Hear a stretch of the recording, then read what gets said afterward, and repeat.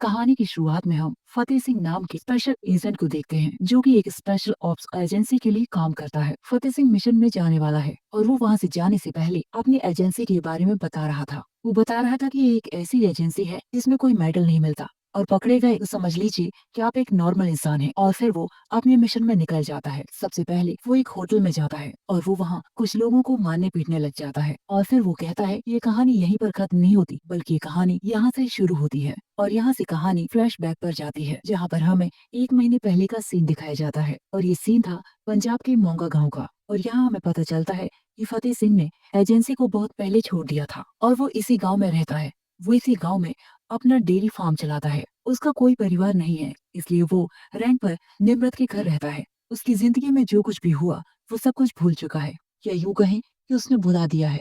और वो एक नॉर्मल जिंदगी जी रहा है। वो सुबह सुबह डेयरी फार्म चला जाता है और फिर हमें निम्रत के बारे में पता चलता है। दरअसल निम्रत फतेह के पड़ोस में ही रहती है और वो फतेह को भाई मानती है, और वो एक ऐप के जरिए गांव के लोगों का लोन पास करवाती है। इस फेक ऐप से लोगों को लोन तो मिल जाता है, लेकिन इस लोन का ब्याज इतना होता है कि जब तक लोग लोन चुका पाते, इस ऐप की सरगना से लोगों को धमकियां मिलनी शुरू हो जाती हैं। इस वजह से निम्रत के पास कई लोगों की शिकायतें आने लगती हैं। इसलिए निम्रत को दिल्ली जाना पड़ता है अब इसके लिए। और निम्रत दिल्ली इसलिए जा रही है क्योंकि उसे एक लड़की का मैसेज आया था, और जिसने भी तुम्हें लोन दिलवाया था उससे मैं तुम्हें मिलवा सकती हूँ। इसके लिए तुम्हें दिल्ली आना होगा, क्योंकि यहाँ निम्रत को भी पता नहीं था कि ये ऐप फेक है। और अब लोग कर्जे में इस तरह डूब चुके हैं कि सुसाइड करने पर मजबूर हो गए हैं। और फिर हमें साइबर माफिया की हेड रजा को दिखाया जाता है। रजा इन सब ऐप का लीडर है। उसके बहुत सारे फेक ऐप हैं और बहुत सारे साइबर भी हैं, जिसके वो लोगों को लूटता है। और इसी स्कीम की चपेट में निम्रत के गांव के लोग भी आ चुके हैं। और अब निम्रत को दिल्ली गए बहुत दिन हो चुके थे। यहाँ निम्रत की माँ फतेह सिंह के पास जाती है। वो उसे बताती है कि कुछ काम के लिए निम्रत दिल्ली गई थी, लेकिन वो अभी तक वापस नहीं आई। और वो उस फेक ऐप के बारे में भी उसे बताती है, जिससे लोगों को लोन दिया गया। और अब फतेह सिंह इस ऐप की जांच पड़ताल में लग जाता है और बहुत सारी जानकारियां इकट्ठी कर लेता है, जिससे उसे पता चलता है कि ये फ्रॉड ऐप सिर्फ इस गांव में ही नहीं बल्कि पूरे देश में फैला हुआ है। इसलिए फतेह सिंह डिसाइड करता है कि वो इस ऐप से पूरे देश को बचाएगा। ये एक बड़ी प्रॉब्लम थी, लेकिन फतेह सिंह पहले से एक एजेंट ऑफिसर रह चुका है। इसके लिए वो सीधा दिल्ली जाता है। वहाँ पहुंचकर उसे एक खुशी नाम की हैकर का फोन आता है और वो उससे कहती है यदि तुम्हें निम्रत के बारे में पता करना है तो मुझे उसके बारे में बहुत अच्छे से पता है, मैं उसके बारे में सब जानती हूँ। जिसके बाद फतेह सिंह खुशी नाम की लड़की से मिलता है। वो बताती है कि मैंने ही निम्रत को दिल्ली बुलाया था और मैं एक हैकर हूँ। दरअसल खुशी कोइन वालों का पर्दाफाश करना चाहती है। और खुशी ने उसे ये भी बताया कि रजा जो माफिया का लीडर है, उसे ये पता चल चुका है कि मैंने निम्रत को दिल्ली बुलाया है, इसलिए अब उसकी गैंग मुझे भी ढूंढ रही है। और वो एक चड्डा नाम के आदमी के बारे में उसे बताती है कि चड्डा ही बता सकता है कि निम्रत कहाँ पर है। और वो पुरानी दिल्ली में संगम टॉकीज के पास रहता है। इसलिए फतेह सिंह तुरंत ही चड्डा से मिलने चला जाता है। वहाँ पर वो देखता है कि वहाँ बहुत सारे इलीगल काम हो चल रहे हैं। वो चड्डा से निम्रत के बारे में पूछता है और वो उनसे कहता है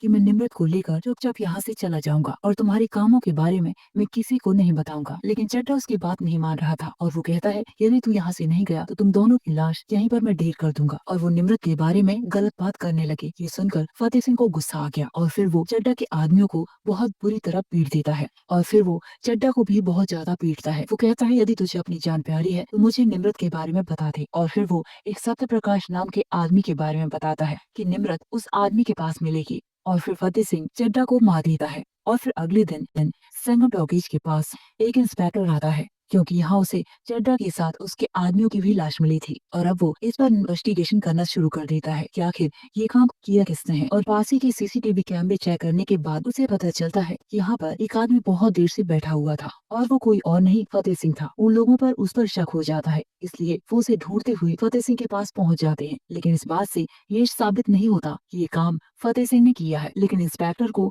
अभी भी फतेह सिंह पर शक था। और यहाँ माफिया के लीडर रजा को जब चड्डा के बारे में पता चलता है तो उसे बहुत बड़ा धक्का लगता है, क्योंकि चड्डा रजा के लिए काम करता था। ये उसका बहुत बड़ा नुकसान था। इसलिए वो अपने आदमियों से कहता है कि जाकर पता करो कि आखिर ये काम किसने किया है। आखिर चड्डा को मारने की किसमें इतनी हिम्मत आ गई। और रजा ये काम सत्य प्रकाश के हाथ में सौंप देता है। ये वही सत्य प्रकाश है जिसके बारे में चड्डा ने फतेह सिंह को बताया था कि निम्रत उसके पास मिलेगी। यहाँ एक बार फिर से फतेह सिंह खुशी से मिलता है। उसे पता चल गया था कि संगम टॉकीज में जो काम हुआ है ये फतेह सिंह ने किया है, इसलिए अब वो उसे संभल कर रहने को कहती है और वो उसे कहती है यदि तुम यहाँ वहाँ घूमोगे तो तुम्हें पुलिस पकड़ लेगी। इसलिए वो उसे अपने घर ले जाती है और वो उसे सारे साइबर माफिया के बारे में बताती है कि किस तरह ये लोग पूरे देश को अंदर ही अंदर खोखला करते जा रहे हैं। और फिर खुशी फतेह सिंह से उसकी पुरानी जिंदगी के बारे में पूछती है और फिर फतेह सिंह अपनी पुरानी जिंदगी के बारे में उसे बताता है कि वो एक एजेंसी के लिए काम करता था। उसके पास एक फोटो आता था और फिर एक कॉल आता था कि किसको मानना है और उसे तो ये भी मालूम नहीं था कि वो एजेंसी चलाता कौन है। उसे बस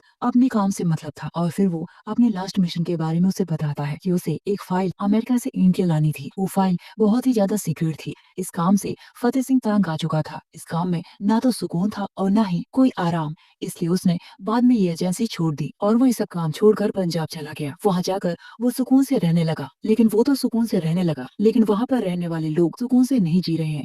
इसलिए उसने फैसला किया कि वो वहाँ के लोगों के लिए कुछ करेगा और अब उसे निम्रत को बचाना है। फतेह सिंह को पता था कि ये कोई छोटी प्रॉब्लम नहीं है, इसलिए वो अपनी एजेंसी के बॉस से मिलने चला जाता है जहाँ पर वो पहले काम किया करता था। वो उसे सत्य प्रकाश के बारे में भी पूछता है। उसका बॉस उसे सब कुछ बता देता है और वो बताता है कि साइबर माफिया से हमारे देश को खतरा है। वो बताता है कि सत्य प्रकाश दुबई में रहता है और दूसरी तरफ हम सत्य प्रकाश को देखते हैं जो खुशी और फतेह सिंह को ढूंढ रहा है। इससे पहले कि सत्य प्रकाश फतेह सिंह के सामने पहुंचता, उससे पहले फतेह सिंह उसके सामने आ जाता है और वो कहता है कि तो मुझे ही ढूंढ रहा है, ले मैं तेरे सामने आ गया। फतेह सिंह उसको एक छोटी सी कहानी सुनाता है कि एक छोटा बच्चा था जिसने बचपन में अपने बाप को मार दिया और फिर वो छोटे छोटे क्राइम करने लगा। उसके बाद वो एक सत्य प्रकाश बन गया। सत्य प्रकाश उससे कहता है कि मेरे शूटर तुझे 1 मिनट में मार सकते हैं और फिर फतेह सिंह कहता है कि मैं तुझे 1 मिनट में खत्म कर सकता हूँ, लेकिन मुझे निम्रत को बचाना है। इसके बाद वो वहाँ से बाहर आ जाता है और सत्यप्रकाश को छोड़ देता है। जैसे ही सत्यप्रकाश के आदमी फतेह सिंह को मारने की कोशिश करते हैं, वो उल्टा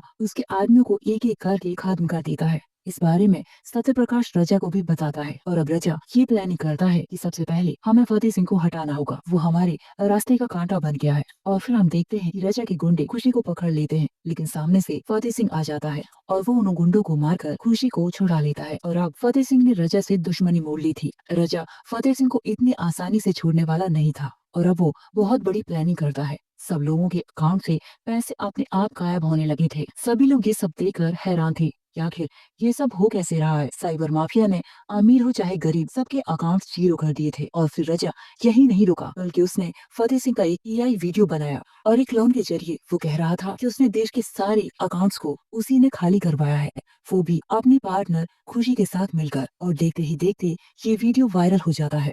ये वीडियो बहुत दूर दूर तक पहुंच चुका था, इसलिए पुलिस भी अब फतेह सिंह को ढूंढ रही थी और उस वीडियो में खुशी का भी नाम लिया गया था, इसलिए अब पुलिस खुशी को भी ढूंढ रही थी और अब दोनों की जान खतरे में थी। उसको ये पता नहीं था कि वो कितनी बड़ी मुसीबत में फंस जाएगा। जहां वो लोगों को बचाने आया था और वो खुद ही यहाँ फंस चुका है। रजा ने अपनी स्कीम के जरिए उसमें फतेह सिंह को बदनाम कर दिया और फिर ये लोग बचते बचाते खुशी के हैकर्स के पास पहुंच जाते हैं। जब वो अपनी टीम के पास पहुंचती है तो उन्हें पता चलता है कि ये एक डीप फेक वीडियो है जो आसानी से बनाई जा सकती है, लेकिन हमारे देश की जनता उस पर भरोसा कर रही है। और फिर फतेह सिंह के पास इंस्पेक्टर का कॉल आता है। वो कहता है इन सब के चक्कर में तो तू निम्रत को भूल ही गया।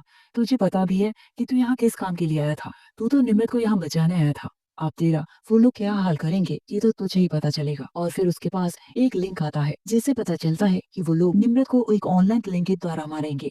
वो इस वीडियो को सोशल मीडिया में अपलोड कर देते हैं और जब इस वीडियो पर 20 लाख व्यू आ जाएंगे तो निम्रत की अपने आप मौत हो जाएगी, क्योंकि 20 लाख व्यू के बाद उसे अपने आप करंट लग जाएगा। और लाख कोशिशों के बाद फतेह सिंह और खुशी कुछ भी नहीं कर पाते और अपनी आंखों के सामने वो दोनों निम्रत को मरता हुआ देखते हैं। ये सब देखकर फतेह सिंह को बहुत ज्यादा दुख पहुंचता है और अब उसके मन में बहुत बड़ा पछतावा था कि वो उसकी माँ को वादा करके आया था कि वो निम्रत को वापस लेकर ही आएगा। और अब फतेह सिंह के अंदर बदले की आग जलने लगी थी। वो सबसे पहले उस इंस्पेक्टर की बिल्डिंग में पहुंचता है। वो वहां जाकर उसके आदमियों को बुरी तरह पीटता है और फिर इंस्पेक्टर को भी टॉर्चर करता है। इसके बाद वो रजा के बारे में उसे बता देता है, लेकिन वो इंस्पेक्टर को खत्म कर देता है। और अब फतेह और खुशी सत्य प्रकाश के अड्डे में पहुंचते हैं। सत्य प्रकाश के आदमी खुशी को पकड़ लेते हैं। फतेह सिंह बड़ी ही चालाकी से सत्य प्रकाश को उसी क्लीन चेयर में बैठा देता है। चेयर के जरिए निम्रत को मारा गया था। उसके आदमी खुशी को छोड़ देते हैं और फिर वो सत्य प्रकाश को उसी तरह करंट लगाकर मार देता है। और अब रजा बचा हुआ था, लेकिन रजा तक पहुंचने के लिए उसे 200 लोगों का सामना करना होगा। सभी का सामना करते हुए वो रजा के पास पहुंच जाता है। रजा फतेह सिंह को बताता है, जिस एजेंसी के लिए तुम काम करते थे उसी एजेंसी के लिए मैं भी काम किया करता था। मेरे पास एक फोटो आता था और फिर कॉल और फिर मुझे एक आदमी को मार देता था, लेकिन मैंने तो वो काम छोड़ दिया। लेकिन तुम अब भी वही काम कर रहे हो। पहले तो हमें सामने से मारना पड़ता था, लेकिन अब मैं छिप कर मारता हूँ और मेरी जिंदगी बहुत सुखी है। मेरे पास सब कुछ है, मैं पूरे देश को अपनी उंगलियों में नचा रहा हूँ। आखिर में फतेह सिंह कहता है, रजा को खत्म कर देता है और लास्ट सीन में हमें ये दिखाया जाता है कि खुशी लंदन जाने वाली थी, लेकिन वो अपना फैसला बदल देती है। और इतना वक्त साथ गुजरने के बाद खुशी और फतेह सिंह एक दूसरे को पसंद करने लगे थे, इसलिए वो अब उसके पास रुकने का फैसला करती है। आखिरी सीन में इनके सामने कोई गन तान कर खड़ा हुआ था और इसी के साथ ये कहानी यहीं पर खत्म हो जाती है। Thanks for watching.